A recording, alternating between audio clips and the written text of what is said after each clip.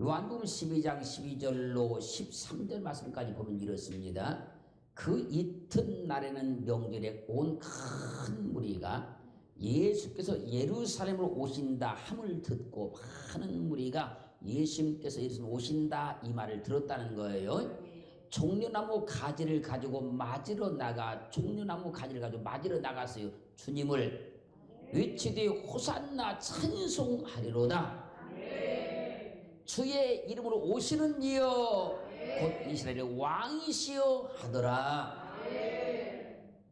종려주일이 뭔가 하면 주님께서 어린 나귀를 타시고 예루살렘에 입성하실 때 많은 사람들이 나와서 종려나무 가지를 막 흔들면서 호산나 호산나 우리를 구원하소서 막 외쳤습니다.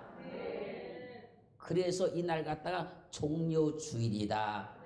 그리고 한 주간 동안을 순환 주간이다. 그리고 그 기간을 뭐라고요? 그러면 우리는 이 한 주간 우리를 위해서 고난 받으신 주님을 기억하며 사시기를 원합니다. 오늘 본문 출애굽기 12장 5절 6절 말씀에서 그렇게 말씀하십니다. 그 밤에 그 고기를 불에 구워 무교병과 쓴나물과 아울러 먹되 이스라엘 백성들이 애굽에서 430년 고통을 받았는데 해방받기 위해서는 반드시 해야 될 일이 있다는 거예요. 먼저 유월절 양을 먹어야 돼요. 무교병을 먹어야 돼요. 그리고 쓴나물을 먹어야 돼요. 쓴나물을 먹고 나서야 해방이 된다는 거예요. 애굽의 고통에서, 애굽의 결박에서, 애굽의 큰 환난 가운데 해방받으려고 하면 반드시 유월절 양을 먹어야 돼요. 무교병을 먹어야 됩니다. 그리고 쓴나물을 먹고 난 뒤에 해방을 받는 거예요. 고린도전서 5장 7절 하반절 말씀에서 우리의 유월절 양, 할렐루야, 곧 그리스도께서 희생이 되셨느니라. 주님께서 유월절 양이 되어서 희생이 되었다는 거예요. 그리고 신명기 16장 3절 상반절 말씀에서는 7일 동안은 무교병 곧 고난의 떡을 그것과 아울러 먹으라. 예수 그리스도께서 유월절 양이 되셨고요. 그리고 무교병 고난의 떡을 먹으라는 거예요. 그런데 이스라엘 백성들이 애굽의 억압과 고통 가운데서 해방받기 위해서 먹었던 유월절 양은 볼 것도 없이 유월절 양이신 예수를 말씀하고 있는 거예요. 그리고 그들이 먹었던 무교병은 고난의 떡을 말씀하고 있는 거예요. 주님이 십자가의 고난을 받으심을 통하여서 우리에게는 고난이 다 떠나간다는 거예요. 우리는 험악한 세상을 살면서 고난의 떡을 많이 먹어봤어요. 이것도 고난이고 저것도 고난이고 수없이 많은 고난의 떡을 먹어봤어요. 하루도 마음 편할 날이 없이 살았을지도 몰라요. 주님께서 나를 대신하여 고난 받아주심으로 고난의 떡이 되어서 내가 받을 고난을 다 감당해 주셨으니 오늘부터는 고난의 떡 그만 잡수시고 환난의 떡 그만 잡수시고 감격과 해방이 된 삶을 살기를 주님으로 축원합니다. 이스라엘 백성들이요 430년의 고통에서 해방받기 위해서는 딱 해야 될 일이 있습니다. 유월절 양을 먹어야 돼요. 고난의 떡 무교병을 먹어야 돼요. 그리고 마지막으로 쓴나물을 먹어야 돼요. 그러니까 유월절 양을 먹었고 무교병 떡을 먹었어도 쓴나물을 먹지 않으면 해방받아 나올 수가 없는 거예요. 쓴나물을 먹고 나서야 나오는 거예요. 그래서 오늘 말씀을 기억해야 돼요. 나는 쓴나물을 먹었습니다. 이 쓴나물을 먹어야 해방받아요. 자유가 와요. 석방을 받아요. 그래서 쓴나물은요 메로르 이건 쓴 것 아주 쓴 것. 그 쓴나물을 먹으면 해방을 받아요. 근데요 여기서 말하는 메로르는요 쓴 나물도 되지만요. 이것을 적용할 때는 쓴 말이나 쓴 말도 드려야 되는 것이고 쓴 일도 해야 된다는 거예요. 그러면 해방받는다 그 얘기예요. 잘 보세요. 애굽에서요 쓴 나물을 먹지 않으면 계속 애굽에 있어야 돼요.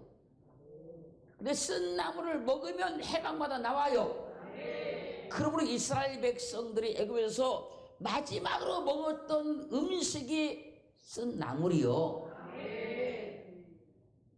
이스라엘 백성 애굽에서 마지막 먹었던 그 반찬이 쓴 나물이요. 오늘 우리요 이 쓴 나물을 딱 먹어야 해방받아요. 이스라엘 백성들이 쓴 나물 딱 먹고 해방만 나왔잖아요. 광야 갈 때 어떤 어려움 만나도 어려운 줄 모른다니까요. 아무리 쓴 일을 만나도 하나도 어렵지 않다니까요. 그 모든 걸 다 견딜 수 있는 힘이 쓴 나물을 먹은 거예요. 쓴 나물을 먹고 나면요 뭐든지 다 할 수 있어요.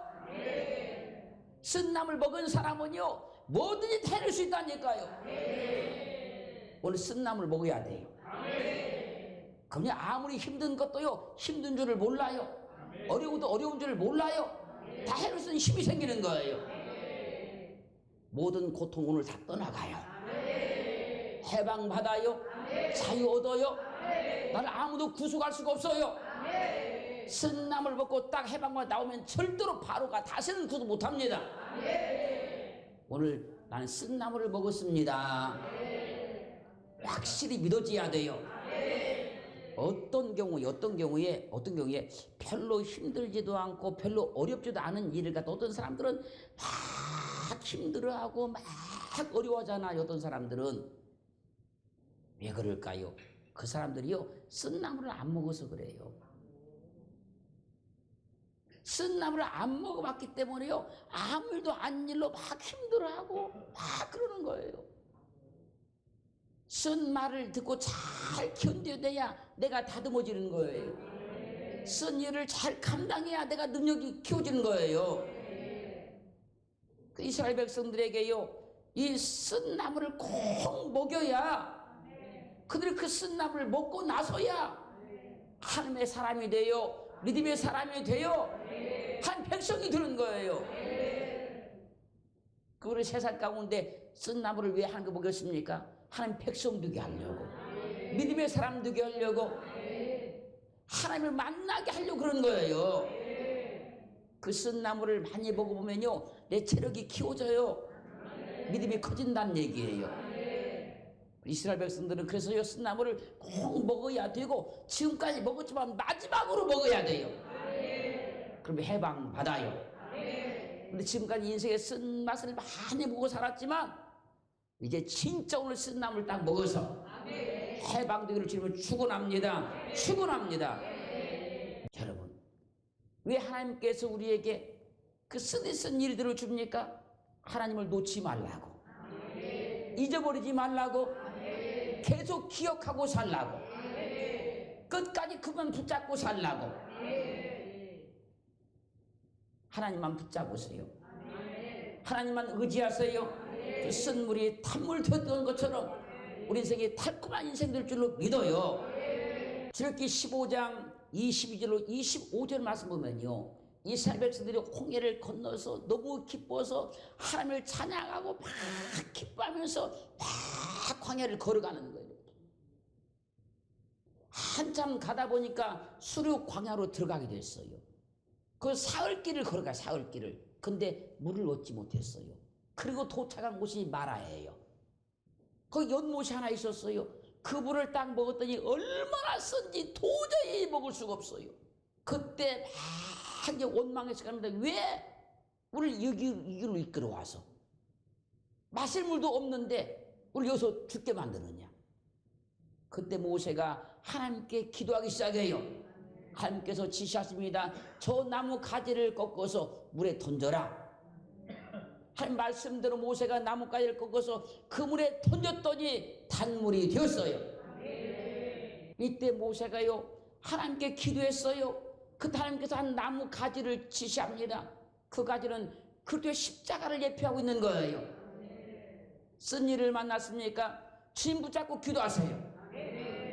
쓴 고난을 만났습니까? 주님 의지하고 기도하세요. 쓴 물이 단물 되는 것처럼 쓴 인생이 달콤한 인생으로 바뀔 줄을 믿어요. 우리는요, 오늘 쓴 나무를 먹어서요, 절대 인생이 쓴 인생으로 바뀌면 안 돼요. 아니, 그렇게 가면 안 돼요. 그렇게 살아도 안 돼요. 그렇게 믿어도 안 돼요. 주님만 가까이 하셔서 마라의 쓴 인생이 다 변화되기를 주님을 축원합니다. 그리고 이제 우리의 모든 고통을 다 벗어버리기 위해서 이스라엘 백성들이 마지막으로 먹었던 쓴 나무를 먹으셔서 자유가 있고 해방이 있고 기쁨이 있고 승리가 있는 삶이 되기를 주님으로 축원합니다. 2023년 이 종료주를 통해서 난 쓴 나무를 먹었다고 외칠 수 있기를 주님으로 축원합니다.